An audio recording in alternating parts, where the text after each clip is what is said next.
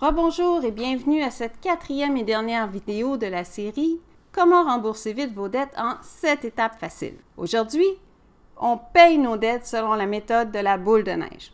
Ou enfin, je vous explique comment payer nos dettes avec la méthode. Pour votre information, cette vidéo est basée sur un article d'abatledettes.ca. Dans la dernière vidéo, nous avons préparé la liste officielle de nos dettes à rembourser, de la plus petite à la plus grosse. Et nous savons maintenant le total minimum à payer à chaque mois pour chaque dette. Reste à les payer. Nah, tu dis. Alors, c'est parti mon kiki, parce que pour certaines personnes, c'est comme une course de les finir le plus vite. Pour d'autres, c'est un marathon. L'important, c'est de commencer et de continuer jusqu'à la dernière. Alors, c'est parti. Si ce n'est pas déjà fait, on programme tous nos paiements minimums dans notre compte de banque pour la date d'échéance moins 5 jours. Donc, si on a une date d'échéance le 14, moins 5, on les programme pour le 9 du mois. Et on paye avec notre argent, pas à partir d'un prêt ou d'une marge de crédit. Il faut toujours avoir les montants dans notre compte le jour du paiement ou notre oubli va coûter cher. Et entre ces étapes-là, on valide toujours notre budget / plan de dépenses et on ajuste, si nécessaire, le total d'argent à prévoir pour nos paiements automatisés, les montants minimums pour chaque dette et l'argent comptant à retirer à chaque mois. Sans ce calcul-là, l'étape 5 est impossible à calculer parce que normalement, avec le fait qu'on limite les dépenses, il devrait nous rester de l'argent sur ce qu'on gagne dans le mois. Et c'est ce supplément-là qu'on va utiliser pour payer notre dette plus vite en payant plus que le minimum sur la première dette en haut. Si jamais vous n'avez pas suffisamment, il ne reste pas d'argent, à ce moment-là, il faut penser à revoir le budget, le plan de dépenses, couper davantage pendant un certain temps.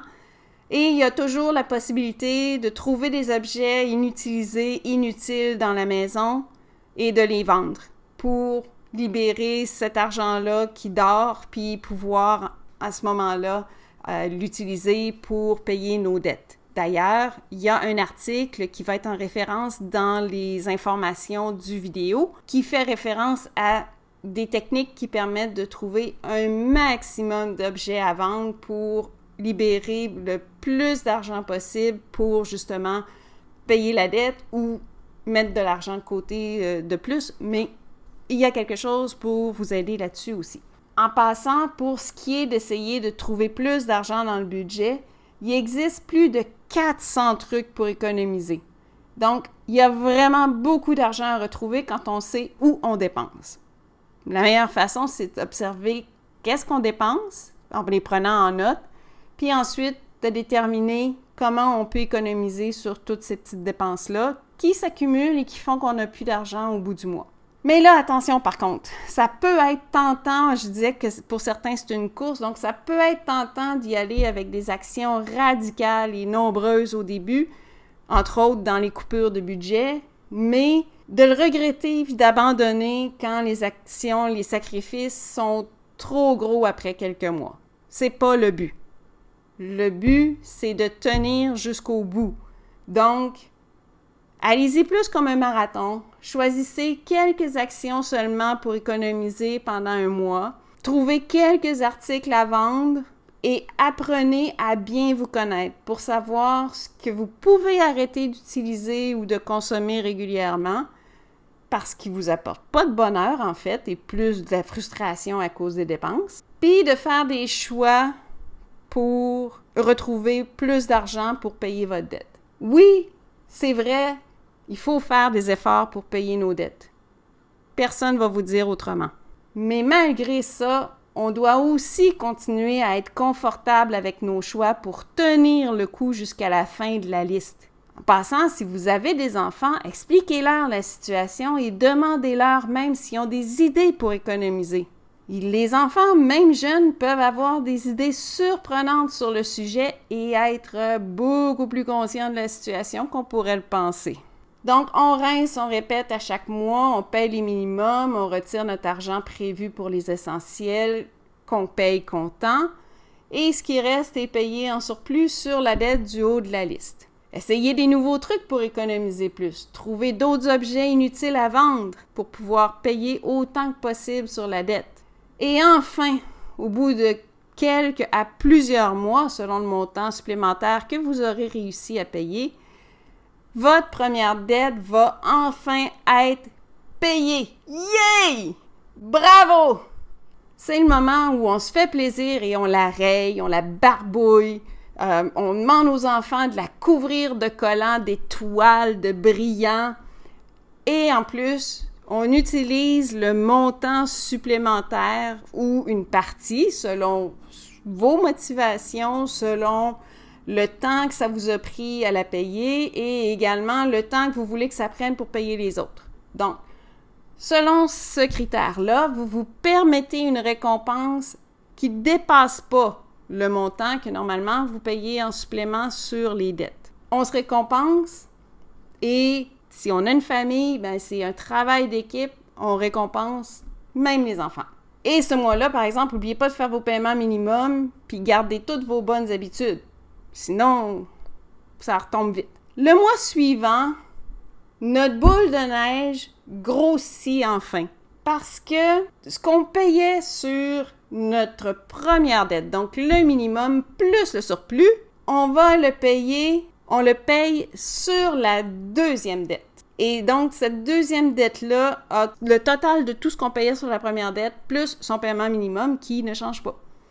Et on continue comme ça, et donc la boule de neige prend de la vitesse à chaque fois que vous éliminez une dette parce que le montant libéré est ajouté sur la ligne suivante.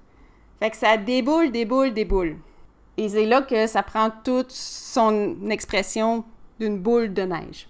Et c'est comme ça jusqu'à la fin de la liste. Alors voilà, c'est ça la base de la boule de neige. Pour ce qui est de suivre l'évolution et d'estimer le temps restant de remboursement pour chaque dette et au total, j'ai trouvé une application gratuite. Elle est en anglais, mais je vous donne l'unique guide d'utilisation existant en français. J'ose penser parce que j'en ai pas trouvé, donc je l'ai fait.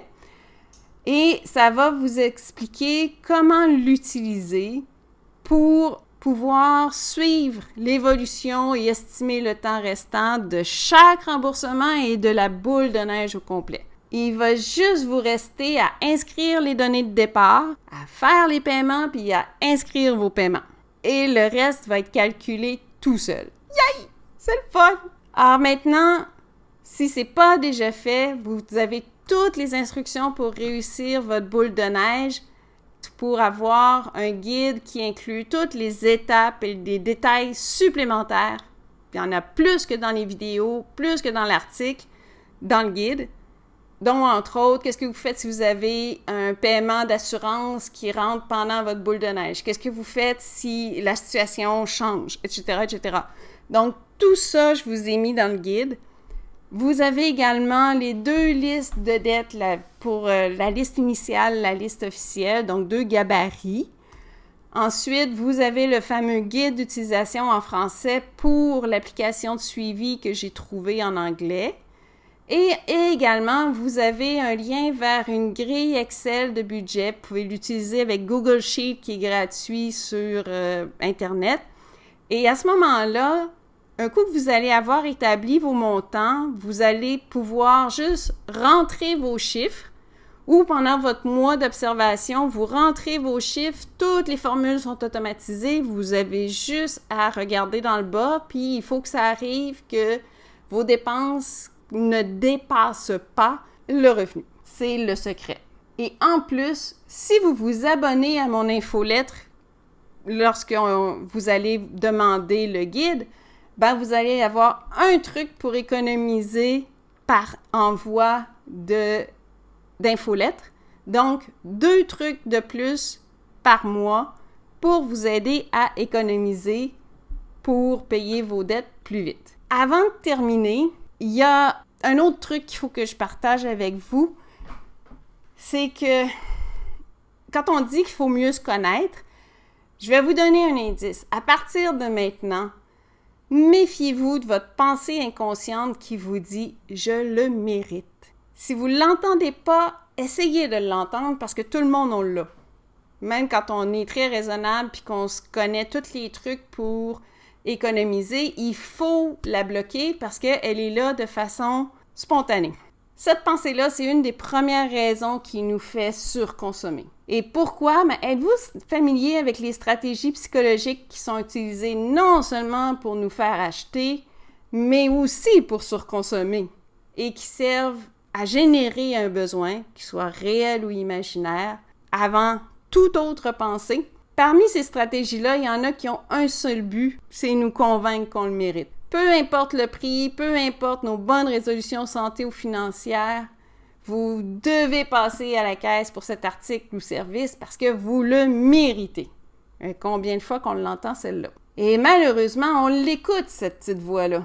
Elle est tellement bien entraînée chez nous depuis notre plus jeune âge, puis elle est nourrie et entretenue non seulement par la publicité omniprésente, mais les médias sociaux et même les gens qu'on fréquente. Elle est carrément devenue subconsciente et on est même plus conscient de son influence sur nos décisions, à part qu'on consomme plus qu'on devrait. Puis là, sentez-vous pas coupable, on est tous soumis à ces influences-là avant même de pouvoir les comprendre. Donc, nos habitudes de surconsommation ne sont pas notre faute à ce niveau-là. Là où on peut agir, c'est en prendre conscience et intervenir. Mais jusqu'à présent, ils avaient réussi leur objectif qui était de vous faire consommer, surconsommer et ça, malheureusement, la société l'entretient. Alors, c'est un combat inégal. Mais, on peut le combattre. Pour bloquer la voix puis son influence négative, il faut d'abord être conscient de son existence. C'est fait, je vous l'ai dit. L'entendre, ça, c'est vous qui allez devoir apprendre à l'entendre, mais si vous êtes conscient que c'est « Ah, je suis fatigué, je le mérite », c'est la petite voix. Si vous aviez prévu d'être raisonnable, puis finalement vous en allez au magasin pour vous détendre, c'est la petite voix. Toutes les fois qu'elle vous amène à mettre la main dans le portefeuille, dites-vous, puis que vous ne l'avez pas planifié, c'est la petite voix.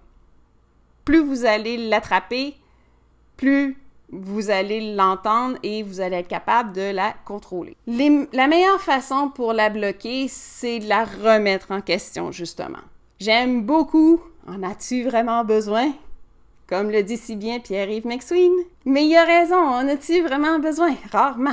Et si oui, si vraiment c'est comme « Non, mais ça, on en parlait il y a 4 mois. » Bon.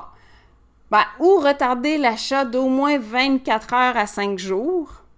Puis si vous y pensez plus, rendu chez vous, c'est ça de sauver. Si par contre, c'est une aubaine, vous l'attendiez, elle n'était pas prévue, mais voilà, c'est là, vous avez des choix à faire.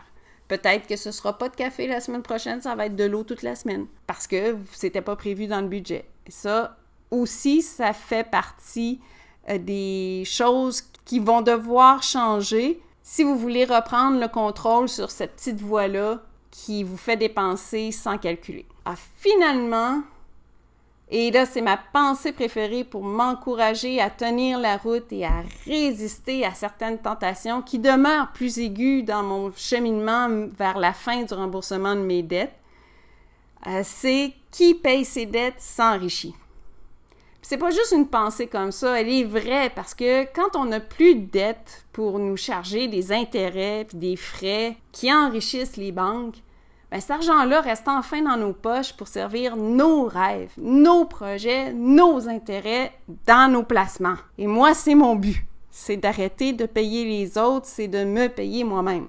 Alors, les montants sont aussi assez importants au niveau des intérêts parce qu'on peut payer jusqu'à des milliers de dollars d'intérêts par année si on est très endetté. Pensez-y, des milliers de dollars, pas un, des milliers. Qu'est-ce que vous feriez, vous autres, avec tout cet argent-là qui va vous rester enfin entre les mains? Une fois que vous allez avoir trouvé votre but qui va vous motiver à résister aux tentations immédiates, écrivez-la écrivez-le votre but sur votre feuille de liste officielle pour vous en rappeler chaque jour et chaque fois que vous consultez votre liste. Puis la liste, naturellement, on la met sur le frigo ou sur la porte de sortie parce que elle est notre priorité numéro 1. Alors, n'oubliez pas de télécharger votre guide gratuit. Il contient, comme je vous disais, beaucoup plus d'informations pour vous aider. Et pour rien manquer de ce qui est publié sur Abat les dettes, sur le blog et sur le reste d'Internet, et pour recevoir un truc gratuit pour économiser par envoi, puis il n'y en a pas plus que 2 par mois, il faut s'abonner à l'infolette. Elle va toujours être gratuite et vous ne le regretterez pas, c'est promis. Puis si vous n'aimez pas ça, vous pouvez vous désabonner en tout temps. N'oubliez pas non plus de vous abonner à ma chaîne YouTube pour ne pas manquer la prochaine série de vidéos. Et entre-temps, si vous connaissez d'autres battants, d'autres battantes qui pourraient profiter aussi des informations partagées ici, passez-leur le mot. Plus on va être nombreux à se préoccuper de ces questions-là, plus on va gagner en partage d'expérience. C'est comme ça que les anglophones fonctionnent sur Internet et c'est comme ça que de plus en plus de monde réussissent à éliminer leurs dettes. Je vous remercie aussi d'avance de partager vos motivations pour qu'on s'encourage et qu'on s'inspire les uns les autres dans les commentaires, ainsi que vos commentaires et questions. J'espère sincèrement que le petit guide et les outils vont vous aider. Et si ce n'est pas le cas, ou si vous aimeriez que je parle d'autres sujets qui vous préoccupent plus, dites-le moi aussi, s'il vous plaît. N'hésitez pas à m'envoyer des suggestions et requêtes à mireille@abatlesdettes.ca. Et d'ici à la prochaine, #0dette et je vous dis à bas les dettes et vive l'indépendance financière. À bientôt!